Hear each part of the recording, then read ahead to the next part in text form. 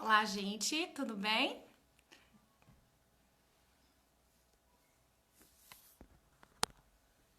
Vamos começar, né, a nossa transmissão de hoje.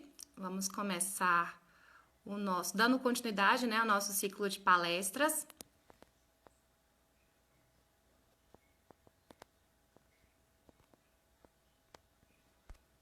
Deixa eu só esperar o pessoal entrar e também esperar o nosso querido convidado que já entrou,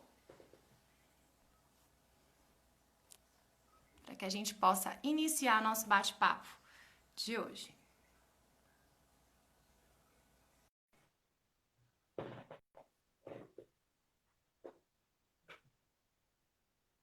Esperando o nosso querido professor Cláudio.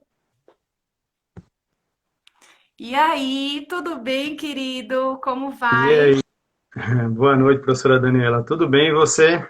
Tudo na medida do possível, né, professor? A gente está aqui, na medida do possível, tentando entender o que está acontecendo, manter a nossa saúde mental, pensando como é que a gente pode ser útil, né, nesse momento tão complicado para o nosso ensino público, né? Porque as universidades estaduais, elas estão, a gente não está conseguindo ministrar as aulas em virtude dessa condição excepcional, e aí a gente fica muito feliz de poder contar com a sua presença, né, de você ter aceitado o nosso convite. Todos sabem, porque quem é meu aluno já ouviu falar de Cláudio Carvalho nas minhas aulas. Esse semestre que vai iniciar, eu até contei, né, para você, a gente bateu papo enquanto o pessoal chega, que eu vou ministrar o componente tópicos aqui na UNEB, a gente chama de tópicos especiais de direito urbano. E aí, o ciclo de palestras e essa aproximação, né, ela se deu em virtude de pensar o seguinte: olha, vamos ministrar esse componente, como é que a gente vai para poder discutir essas questões relacionadas ao direito urbanístico, já que os meninos estão cada um no seu lugar, cada um na sua cidade. E aí a gente assinou, conversou com o centro acadêmico, também em virtude de um ciclo de palestras que o pessoal da Atlética Estadual também, que é uma ação multicamp, pensou. E aí deu certo, e os meninos aí tocaram a ideia. Então, na verdade, o que era para ser um encontro do professor Cláudio Carvalho com a professora Daniela, os alunos de tópicos especiais, se transformou num ciclo de palestras incrível, maravilhoso. E a gente só tem a agradecer, né, a sua generosidade, a sua gentileza e saber que você foi o muso inspirador. Os meninos da eles deram um estalo e, na verdade, o muso inspirador do ciclo foi você, professor. Fico feliz, muito feliz. A oportunidade de estar aqui com você, né? Eu tenho uma grande honra de ter sido seu professor em uma turma que me marcou muito, né? Eu fui, inclusive, o nome da turma já faz 10 anos, o tempo passa. 10 anos, verdade, verdade. Eu digo isso sem falsa modéstia de dizer que eu fui aluna de uma profissional que é referência na área, né? Porque você, professor, você é muito humilde, você é muito modesto, mas a gente não pode deixar de realçar, de asseverar quanto você hoje é referência para o direito ambiental, nos estudos de direito urbanístico, e tê-lo aqui, né, na nossa Bahia, e tê-lo aqui nas estaduais, nas nossas UEBAs, é um orgulho muito grande. Fico feliz. Uma felicidade muito grande, sobretudo fazer essa batalha das ideias, né? A disciplina de direito ambiental, direito urbanístico, ela acaba não tendo um protagonismo muito grande na matriz curricular tradicional dos cursos de direito no Brasil.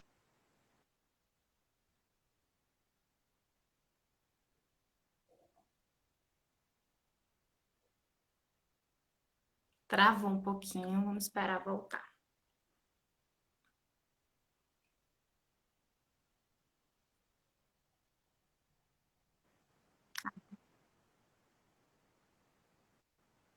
Alunos e alunas, a importância desse debate de cidades democráticas e justas.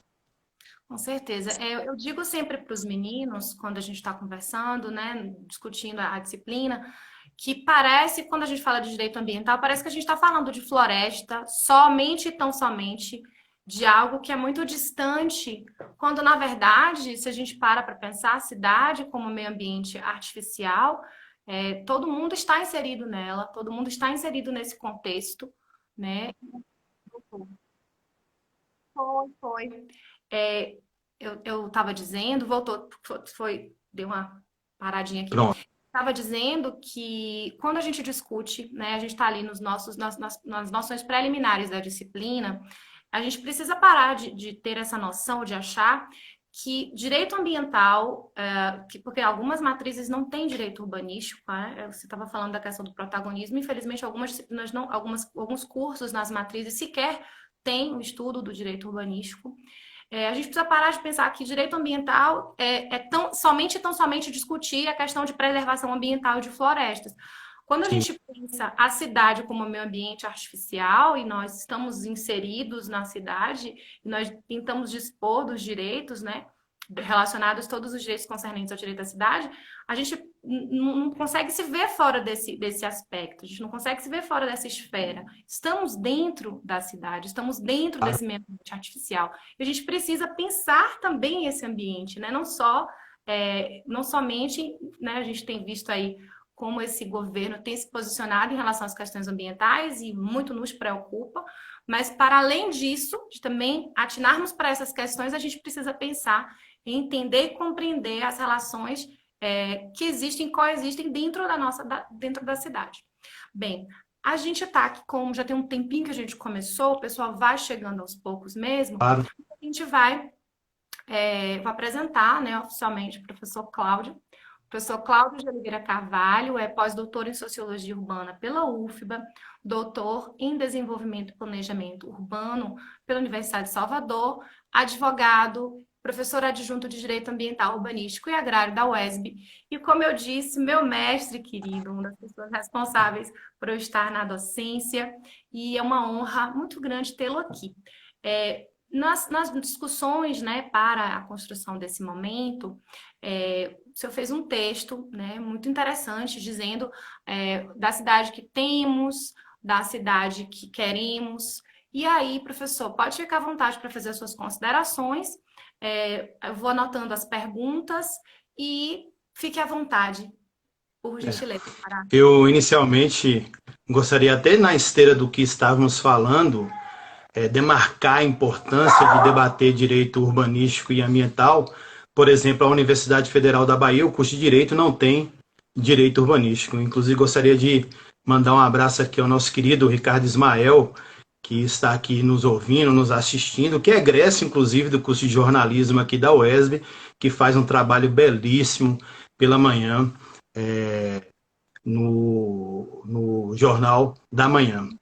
Pois bem, professora Daniela, primeiro eu gostaria, nessa conversa nossa, de trabalhar duas premissas, duas questões iniciais, antes de falarmos sobre a cidade que temos e a cidade que queremos. Então, nesse primeiro bloco, de certa forma, eu acho que é interessante a gente dividir a nossa conversa em 3 blocos, e nesse primeiro bloco, eu acho que é importante a gente falar um pouco da realidade atual que nós vivemos no Brasil, com alguns elementos históricos, para depois aí sim apresentarmos a cidade que temos e o que nos aponta pós-pandemia do coronavírus, o Covid-19. A primeira questão que eu acho que é importante que a gente possa estabelecer um debate, demarcar muito bem, é que nós vivemos uma verdadeira crise do Pacto Federativo no Brasil. Nós temos uma divisão de competência entre a União, que nós chamamos de Estado Nacional, entre os Estados-membros e os municípios.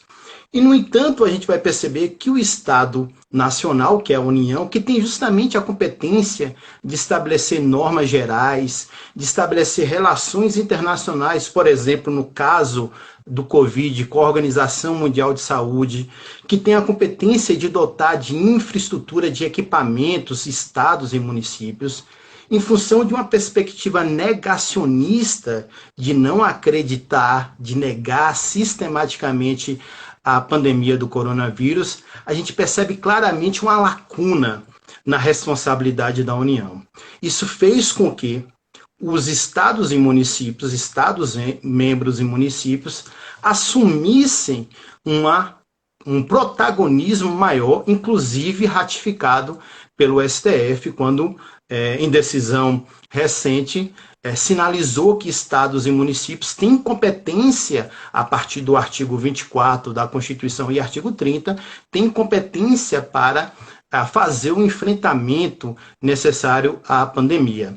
E aí eu gostaria de ressaltar justamente o protagonismo dos municípios, que mais à frente a gente vai debater. A partir do momento que essa crise do Pacto Federativo, em que um ente se atrofia, há uma sobreposição, uma importância maior dos outros entes, sobretudo, no caso aqui, estados, e no debate da gente, o município. Então, a primeira coisa que é interessante para a gente é justamente... E ainda bem, assim, e a gente percebe que as coisas, se não houvesse essa intervenção, né, que o governo federal entende como intervenção, né, ele diz que há algum tipo de usurpação em algum momento, fico imaginando como estaríamos, né, como é que estaríamos enfrentando esse momento tão difícil se não houvesse essa sobreposição dos governos estaduais e municipais. Uma outra questão que eu acho que é importante para o nosso debate é analisar o que nós chamamos das condições estruturais da sociedade brasileira. E a gente poderia dividir essas condições estruturais da sociedade brasileira rapidamente, obviamente, em 4 elementos. Uma do ponto de vista econômico, uma do ponto de vista político, uma do ponto de vista jurídico e o 4º elemento do ponto de vista ideológico. Primeiro ponto, do ponto de vista econômico, é interessante a gente perceber e deixar muito claro que a sociedade brasileira vive o que nós chamamos de economia dependente, um capitalismo dependente a partir das economias centrais. Se a gente for analisar friamente no processo de exploração do nosso país lá atrás, por exemplo, a questão da mineração, uma commodity para exportação, até hoje a mineração tem um protagonismo muito importante na nossa economia. Isso acontece com a questão da soja, isso acontece com a questão da carne. No entanto, esses produtos, o preço não é estabelecido aqui no Brasil, é, por exemplo, estabelecido na Bolsa de Chicago. Faz com que a gente passe por um processo de dependência das economias centrais. É bem verdade que o Brasil passou por um processo de industrialização tardia, iniciada na década de 30 e, no meu entendimento, finalizada na década de 80. Posteriormente, a gente começou a ter um processo de desindustrialização. Faz com que, por exemplo, nesse momento, a gente dependa da China ou de outros estados, de outros países, para a produção de máscara, para a produção de respiradores. Isso faz com que a nossa economia não tenha, apesar de ter um produto interno bruto robusto, já foi a 6ª economia do mundo, nos torna também uma sociedade extremamente desigual, porque o capital está concentrado. Inicialmente teve uma participação na burguesia rural, depois na burguesia industrial e agora a burguesia rentista. Então, os bancos têm uma importância muito grande na sociedade brasileira. Então, o primeiro ponto das condições estruturais é a questão econômica. A segunda questão que eu acho que é importante é a questão política. Uma marca indelével da sociedade brasileira é o que nós chamamos de subrepresentação. Então, mulheres, negros, índios, jovens, gays, são subrepresentados na política brasileira. Se a gente for realizar uma analogia, por exemplo, com um navio, pensando que o poder executivo é aquele que está ali no comando, né, por exemplo, no leme, o poder legislativo é quem está ali na casa das máquinas, é quem elabora as leis. Portanto, a perspectiva de participação na sociedade brasileira é de uma elite econômica, social, que determina os rumos desde muito tempo, desde a Constituinte de 1823 e até na Constituição de 1988, que muita gente chama de Constituição Cidadã e mas teve os seus limites a partir da conjuntura. Então, o segundo elemento da condição estrutural da sociedade brasileira é essa subrepresentação. O processo de participação política ele é afeito a alguns estratos, a alguns segmentos da sociedade. Um terceiro elemento que justamente auxilia os dois iniciais é justamente a questão jurídica. O direito ele vai servir, é por isso que é importante que o aluno, a aluna de direito, não ache que o direito caia do céu. O direito é fruto de uma construção social. A partir do momento que o direito é fruto de uma construção social, há condições que determinam o que é e o que deixa de ser. Uma lei bastante interessante no nosso debate é a Lei de Terras de 1850, que estabeleceu o acesso à terra de forma onerosa no Brasil. Essa legislação ela foi encomendada para estabelecer privilégios para aqueles que já tinham uma concessão de uso e estabelecendo tanto um processo de registro, de aquisição e registro, estabelecendo determinados segmentos campesinos, negros libertos, que não pudessem ter acesso. O Código Civil de 1916, que foi uma cópia do Código Napoleônico de 1804, também confirmou o direito de propriedade como algo absoluto. Portanto, você não poderia usar a propriedade para outros fins. Por fim, um quarto elemento da nossa sociedade é justamente a questão ideológica, que também auxilia nesse processo aí. A sociedade brasileira tem uma marca que a gente precisa deixar. Deu uma travadinha. Tá.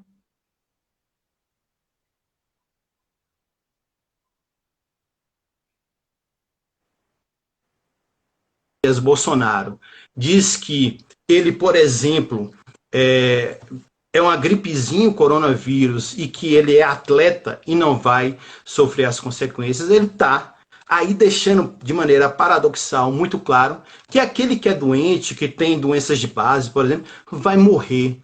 Portanto, há uma perspectiva de darwinismo social, de purificação da raça, dizendo que determinados segmentos ele tem a possibilidade de morrer e na sociedade brasileira ele é desejável que morra. Determinados segmentos da sociedade é desejável que morra. Por exemplo, o idoso. Recentemente eu vi uma notícia que uma secretária do governo federal entendeu que era benéfico para o sistema previdenciário a morte de idosos em função da pandemia do coronavírus. Então, esses 4 elementos ele vai nortear a perspectiva de construção do nosso Estado e, consequentemente, das cidades brasileiras. Perfeito.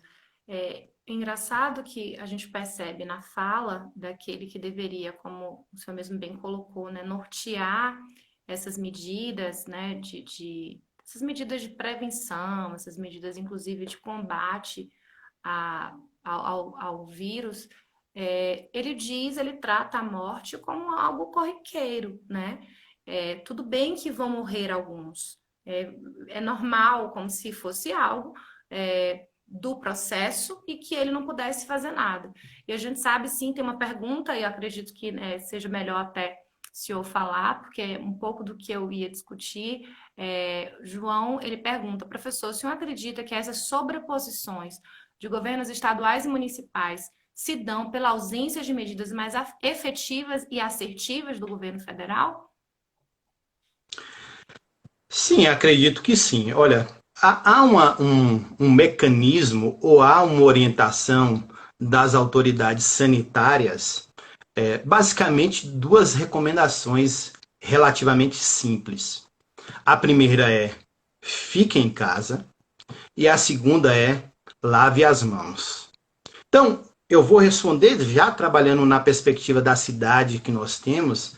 É preciso deixar claro que essas 2 recomendações das autoridades sanitárias, inclusive do governo federal, quando tinha outros ministros, mesmo que com o embate que havia ali, havia a recomendação de ficar em casa, de lavar as mãos.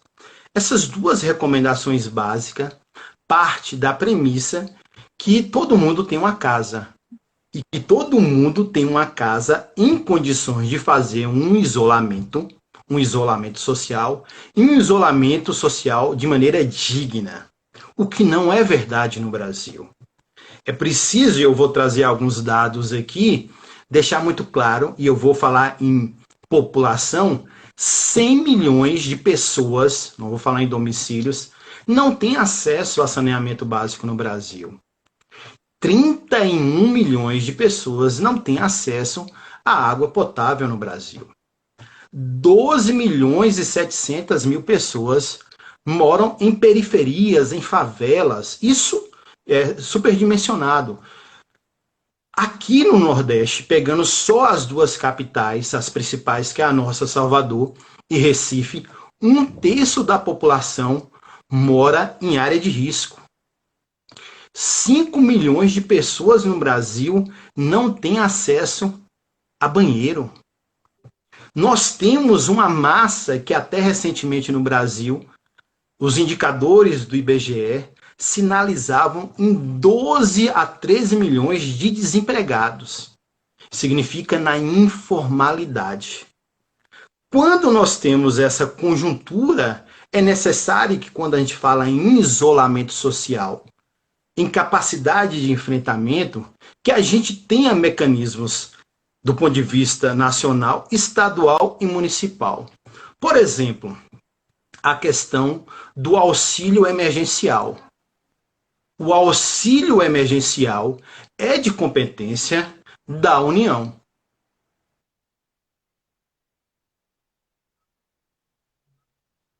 Nacional. A sua parte está travando constantemente, Dani. Dá uma verificada aí na conexão. Eu vou dar uma olhadinha aqui, né? Mas eu vou continuar aqui. O Congresso, a proposta inicial do Executivo era R$ 200. No entanto, o Congresso Nacional aumentou para R$ 600. E, no entanto, houve uma demora muito grande para cadastramento e para pagamento desse auxílio emergencial de R$ 600. Tanto da primeira parcela como da segunda parcela, que, na minha opinião, o governo fez um confisco indevido. Disponibilizou o auxílio emergencial desde meados de maio para pagamento, mas transferência e saque só a partir do dia 30 de maio agora. No entanto, a partir dessa realidade brasileira, como é que eu vou garantir isolamento social se a pessoa não tem condições de subsistência? Se os R$ 600 que foi garantido pelo Poder Público Federal não saiu. Isso é competência da União. Um outro aspecto da competência da União que é muito importante, que é justamente o financiamento para a pequena e microempresa. Há uma reclamação sistemática que o Banco Nacional de Desenvolvimento Social, BNDES, aprovou uma linha de financiamento. No entanto, os bancos não liberam. Exige garantias enormes para que essas empresas possam pagar a folha de pagamento, tenha capital de giro. Isso vai fazer com que a indústria, ou melhor, a empresa aqui vizinha à minha casa que produz bolo, vai desaparecer. E isso é responsabilidade da União.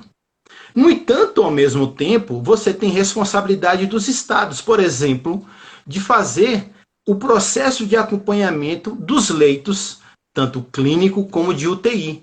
E fazer um processo, na minha opinião, que a gente deveria, no Brasil, estabelecer uma fila única para acesso aos leitos no Brasil. É claro que isso dependeria de uma aprovação de lei federal, mas é inadmissível. Há uma falácia, eu gostaria de deixar isso muito claro, que o vírus ele é democrático. Gostaria de dizer o seguinte, o vírus, todo mundo tem um risco inerente de se contaminar. Isso é verdade. Os riscos, inclusive, são globais. O vídeo aí começou na China, passou pela Europa e chegou agora, o centro da pandemia é agora a América do Sul e o Brasil já passando de 25 mil mortes. O risco, ele é inerente a todos. No entanto, a capacidade de você pegar o vírus e ter uma correspondência de tratamento, ele não é da mesma forma igual. Significa que se você está em um bairro periférico, em determinadas regiões do país, vide a questão do norte, eu acho que o estado do Amazonas ele é bastante emblemático, como um estado como o Amazonas só tenha UTI na capital, em Manaus. Isso faz com que a perspectiva da vulnerabilidade social, econômica e aí no caso sanitária, ela seja ainda maior. Portanto, o SUS, que tem uma importância muito grande no Brasil, é bem verdade que nós sofremos uma pancada muito grande, que foi a aprovação da emenda constitucional número 95, a chamada PEC da morte, que diminuiu de maneira sensível, congelou o investimento em educação, saúde e segurança por 20 anos, faz com que tenha uma diminuição do SUS. No entanto, hoje, Estado tem a competência de fazer essa regulação. E eu acredito que não é justo, do ponto de vista humano, que determinadas pessoas tenham condições, em função de ter um plano de saúde, tenha acesso a um leito e a pessoa que não tenha um plano de saúde não tenha. Por entanto, era necessário que os estados pudessem já organizar uma perspectiva de fila única. O que está acontecendo hoje no Brasil é justamente os estados e alguns municípios comprar leitos da rede particular, o que eu acho que não deveria ser o mais adequado. Ao mesmo tempo, os municípios têm também sua competência, portanto, de fazer uma análise territorial. Eu acho que é muito interessante a gente perceber que as cidades, não só as metrópoles, mas as cidades médias brasileiras, e aí o vírus tem aumentado muito a contaminação nas chamadas cidades médias, até 500 mil habitantes, entre 100 e 500 mil habitantes. E aí é interessante a gente perceber como é necessário você fazer um planejamento territorial. E eu gostaria de fazer, inclusive, um elogio à nossa capital, Salvador. Eu acho que é muito complicado você fazer um lockdown, um fechamento total na cidade toda. São Paulo, por exemplo, tem aí adiado sistematicamente o lockdown. No entanto, você já tem bairros lá que têm um índice de contaminação muito maior do que outros. E o que Salvador está fazendo aí, já no processo conjunto com o governo do estado? Está fazendo fechamentos parciais. Fez inicialmente no bairro da Pituba, que era um bairro que tinha uma contaminação muito grande. Recentemente, de ontem para hoje, fez um fechamento no bairro de Peripiri. Então, olha só como o município tem condições, a partir do índice de contaminação em determinados territórios, fazer uma gestão mais adequada da sua cidade. Então, eu entendo que o Estado e o município e a União, a Constituição, ela estabelece divisões muito claras. Cabe à União estabelecer normas gerais, cabe ao Estado fazer as normas concorrentes com a União e cabe ao município fazer as legislações, ou do ponto de vista executivo, as competências administrativas. O que eu quis dizer no início, que essa crise do Pacto Federativo vai causar, inclusive, uma desinformação muito grande para a população brasileira.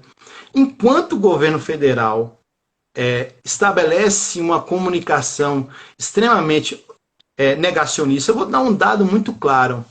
Até hoje, me perdoe se eu estiver desinformado, eu ainda não vi nenhuma propaganda educativa do governo federal, do Ministério da Saúde, por exemplo.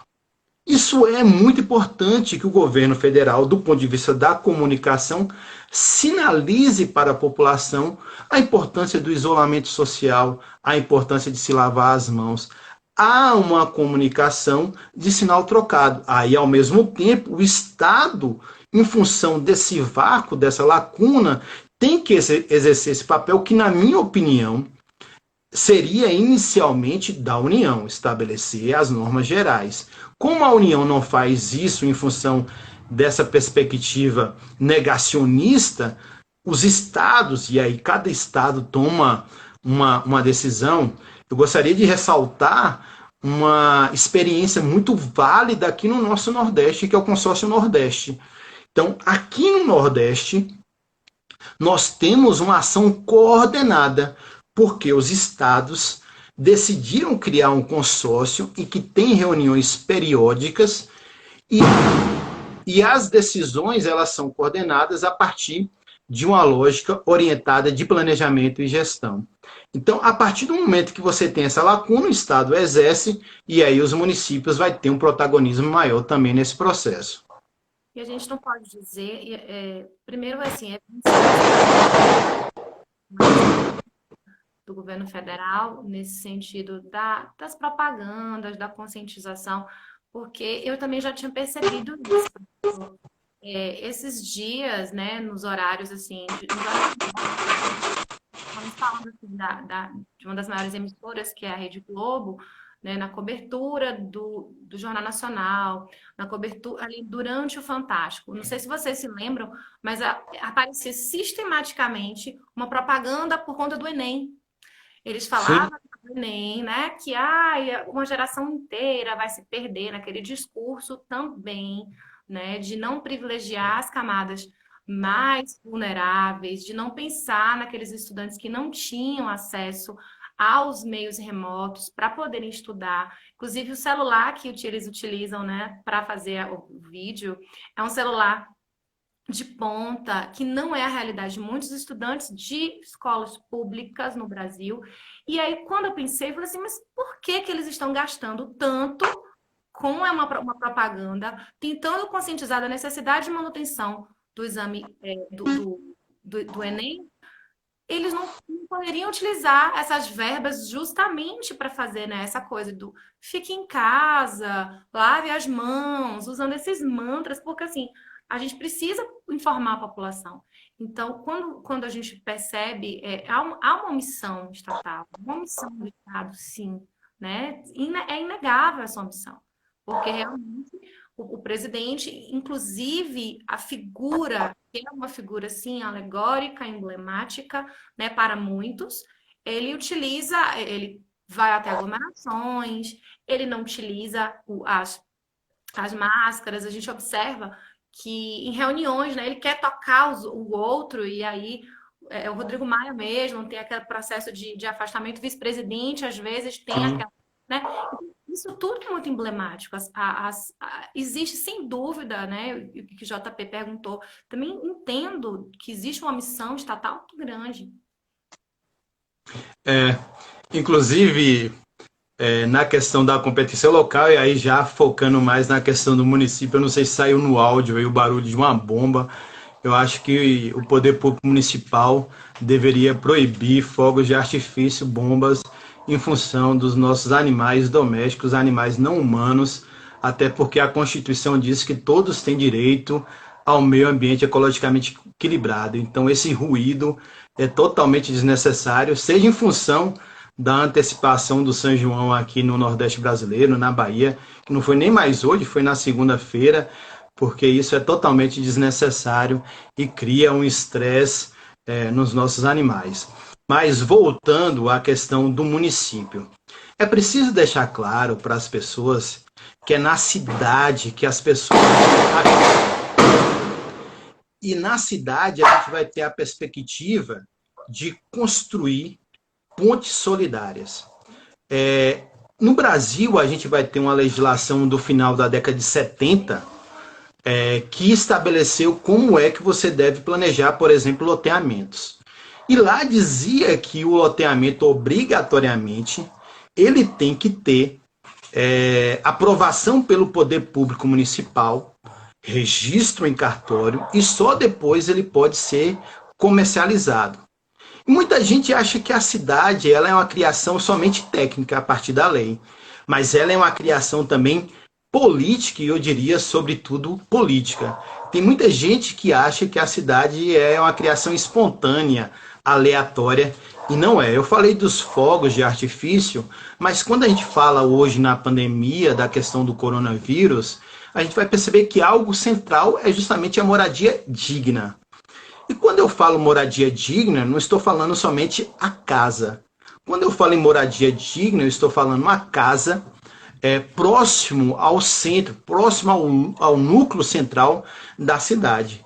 A partir do momento que eu tenho determinadas habitações construídas muito distante dos centros da cidade, o custo, inclusive, para o poder público vai ser infinitamente maior.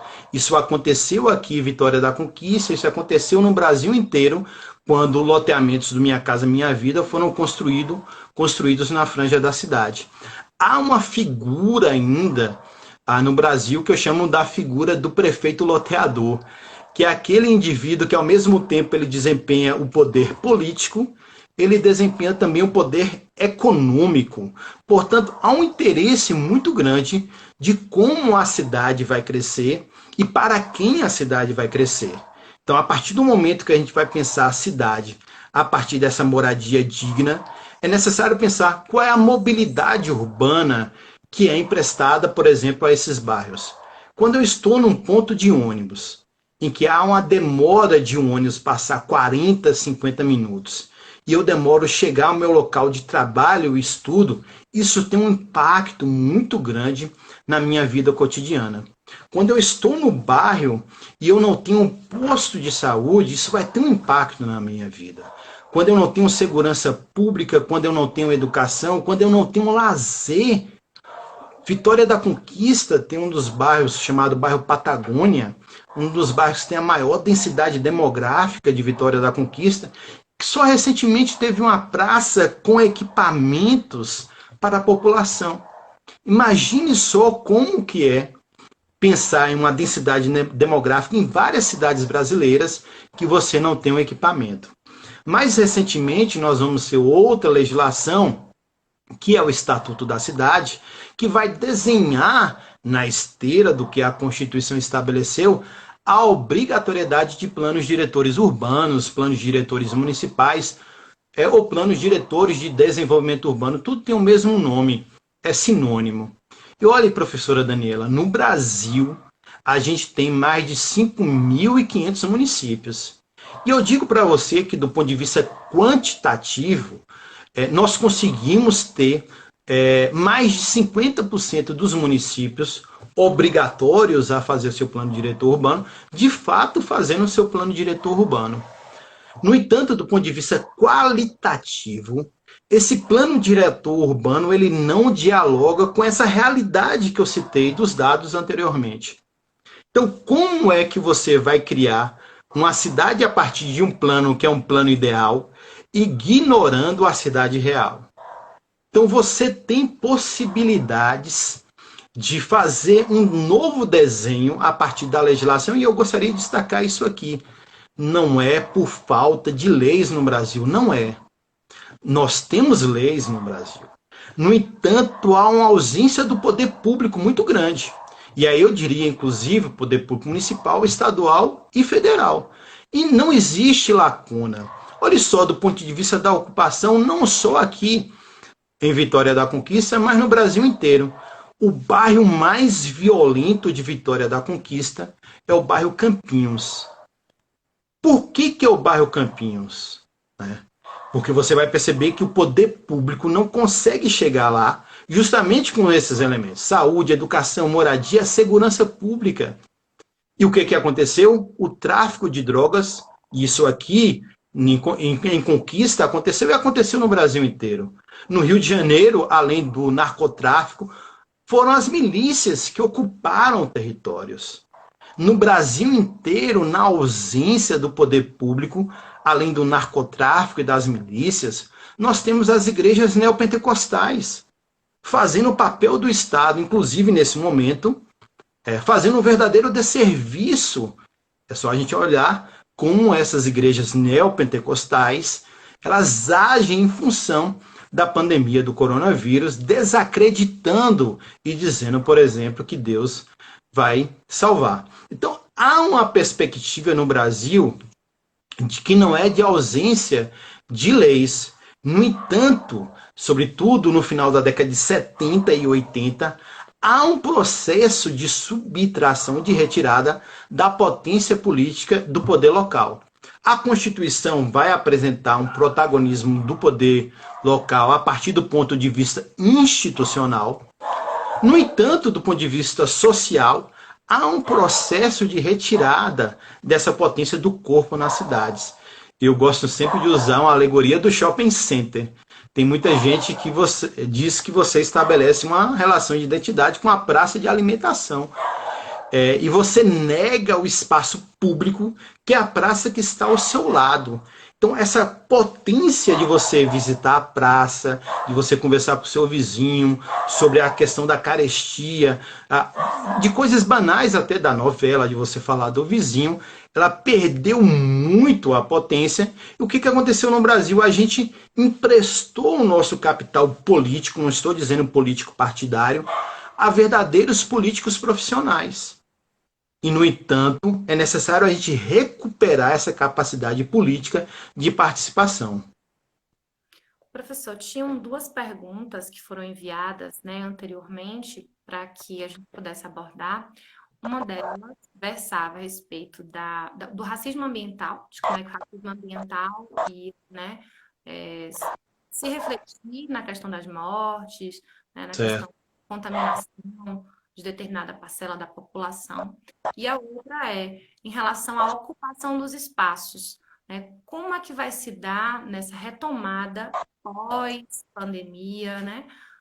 A retomada desses espaços, os espaços, sejam eles os espaços públicos, né? Como você estava falando da questão do shopping. Será que a gente vai perceber? Na verdade, a pergunta era essa, mas aí eu já estou aqui, né, elucubrando. Será que a gente vai observar um redirecionamento, né? Enquanto eu ia para o shopping, ia para a praça de alimentação, eu ia para o cinema e fazer esses programas, né, extremamente urbanos. Será que a gente vai pensar em um redimensionamento, um redirecionamento dessas pessoas nessa ocupação desses espaços, ocupando a praça em virtude da não aglomeração, ocupando as quadras, ocupando esses novos espaços, porque para muitos são novos espaços, né? Eu acompanho você nas redes e uma das coisas que faltou falar é que você é muito coerente, porque a gente observa às vezes que tem gente que defende determinadas bandeiras ou que se propõe a estudar determinados temas, mas na prática não consegue agir com certa consonância, né, pelo que estuda ou pelo que acredita, enfim, na prática aquilo destoa. E você é uma pessoa que sempre, né, nas redes, você enaltece essa coisa de conheça a sua cidade, né, pegue a bicicleta ou então, às vezes mesmo, caminhando, olha o seu entorno, né? Perceba a biblioteca municipal, perceba a praça que tem perto da sua casa. Porque às vezes a gente entra no carro, né? E falando de uma parcela específica da população da classe média, né, entra no carro, vai levar o filho para brincar ali naqueles brinquedos ali da próxima praça de alimentação, faz ali a compra de um fast food, mas não leva o filho a conhecer esses espaços extremamente saudáveis, né? Respirar puro, ter contato com ar livre e perceber a cidade, né? Então, você fala muito disso, de perceber a cidade. Então, eu penso, a pergunta, né, foi uma, mas eu estou redirecionando para saber, assim, será que não é o momento também de se perceber essa cidade, né, numa perspectiva diferente, nova? Professora Daniela, primeiro eu vou falar sobre racismo ambiental e depois eu respondo essa segunda questão, porque ela já entra justamente na parte da cidade que queremos. Eu acho que a gente tem que começar justamente a fazer essa reflexão para apontar possibilidades para uma cidade pós-pandemia. O termo racismo ambiental ele foi cunhado no final da década de 70, início da década de 80 nos Estados Unidos, sobretudo no condado de Warren, na Carolina do Norte, que é justamente a possibilidade de você escolher de maneira deliberada, sem a participação da população, determinados equipamentos poluidores ou potencialmente poluidores. No caso lá de Warren, foi justamente aterros de lixo tóxicos. Foi verificando que o local escolhido era justamente territórios habitados de maneira prioritária pela população negra. Então, havia uma perspectiva justamente de deixar essa população negra em situação de risco maior do que outras populações. O termo hoje, a gente já atualizou de racismo ambiental, a gente usa mais o termo de justiça ambiental, porque ele também vai contemplar caiçaras, ribeirinhos, populações tradicionais, uma série de segmentos que a gente pode abarcar nessa perspectiva de como o Estado ele vai revestido de uma perspectiva técnica, que na verdade de técnica não tem nada, orientar um processo de escolha de territórios. Então, quando você tem a construção da usina hidrelétrica de Belo Monte, em determinados segmentos no norte do país, a gente vai perceber que comunidades indígenas, comunidades extrativistas, sofreram um impacto muito maior. Pois bem, quando nós falamos em que cidade nós queremos, respondendo a segunda pergunta, primeiro, respondendo o elemento que você colocou, eu acredito muito que a prática é o critério da verdade. Então, você não pode descolar a teoria da prática. E esse é um exercício que deve ser realizado cotidianamente. Eu vou elencar algumas situações que eu entendo que é muito importante a gente começar a pensar na esteira de aprofundar um novo modelo de cidade que, de certa forma, nós que já teorizamos e praticamos isso já há algum tempo, já acreditamos. Um primeiro elemento, eu acho que a gente já falou, é justamente a ocupação dos espaços públicos. Eu acho que a rua ela tem uma potência muito grande, uma potência política.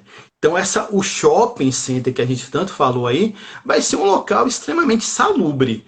Quem tiver coragem de transitar pelo shopping, o shopping center vai ter muita coragem, porque ar-condicionado central, espaço bastante delimitado, portanto a rua ela vai ter uma importância, vai retomar a sua importância, e a calçada, inclusive, nessa perspectiva de você registrar que temos que ter calçadas adequadas para a população circular. Então, a rua tem sua potência. Por exemplo, eu acredito que o carnaval de rua, por exemplo, ele vai retomar com uma força muito grande, no momento adequado, com condições de segurança. Então, quem é que vai ter coragem, para aqueles que gostam muito, frequentar um carnaval em um camarote? Um espaço extremamente fechado, com a quantidade absurda de pessoas. A rua vai recuperar essa potência do carnaval do fulião, do carnaval do povo, e distribuído, por exemplo, como Salvador faz com os bairros, e garantindo que a população possa ter acesso a nomes nacionais da música popular brasileira. Um segundo aspecto, então, o primeiro aspecto é a recuperação do espaço público. Um segundo aspecto é justamente a potência das praças e dos parques. Então, aqui em Vitória da Conquista, nós temos o parque, a reserva extrativista do Poço Escuro, em que a população de Vitória da Conquista não tem uma relação tão grande de identidade. Nós temos ao lado ali a Praça da Juventude, que a população também não tem uma relação de identidade. Então, a praça, o parque, por ser um local aberto, com a relação que você pode de fato construir de identidade, eu entendo que vai ter um protagonismo muito grande. Vejam que a possibilidade de você levar seu filho, sua filha, passear com seu cachorro, conversar com seu vizinho, vai ser muito mais seguro você conversar na praça, em um parque, do que você conversar em um local fechado, por exemplo, em um bar, em um boteco, por exemplo. Então, a recuperação da importância das praças e dos parques nesses locais. Um terceiro elemento nessa cidade que nós queremos, que a gente pode destacar, é justamente da questão do transporte público de qualidade. Então, o carro, que já vinha perdendo protagonismo, ele vai perder muito mais. Olha só como a gente percebeu que a gente pode viver sem carro. Ele é desnecessário, tá ali, cara. Totalmente desnecessário. Tem gente que até hoje usa o carro para ir na esquina, na farmácia, na padaria. Portanto, é necessário a gente compreender que a mobilidade urbana tem um protagonismo muito grande, seja no transporte público de qualidade, seja no processo intermodal. O que significa isso? A gente tem que pensar na possibilidade de incentivar as pessoas a andar de bicicleta, por exemplo. A França, agora, no processo de reabertura, estabeleceu uma linha de financiamento para que as pessoas possam adquirir bicicleta e, além disso, de adquirir bicicleta, uma linha de financiamento para que determinadas instituições possam auxiliar as pessoas a aprender a andar de bicicleta.